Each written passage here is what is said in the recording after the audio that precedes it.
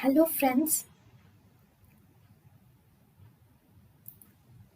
welcome to Creative Medicine.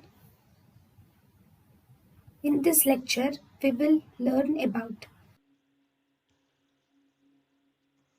Optic neuritis. Optic neuritis is actually an acute inflammation of the optic nerve is called as optic neuritis.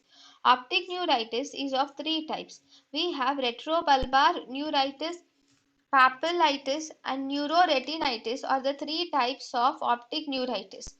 Actually, retrobulbar neuritis. In retrobulbar neuritis, the fundus examination is completely normal in retrobulbar neuritis because here retro is behind bulbar neuritis. So here the problem is behind the eyeball. So here the inflammation is present behind the eyeball. So the uh, fundus examination is normal. So in retrobulbar neuritis, the fundus examination is normal and the affected part of the optic nerve is present behind the eyeball. Next, the second type is papillitis. In papillitis, there is involvement or inflammation of optic nerve head.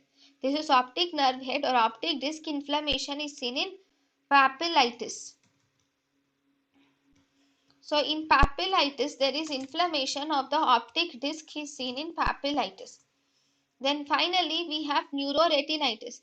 In neuroretinitis, there is inflammation of the optic nerve is seen along with the nerve fiber layer of retina. So we see macular star sign is seen in neuroretinitis. So here there are two things. One, even the retina is inflamed and even the optic nerve is also inflamed in neuroretinitis.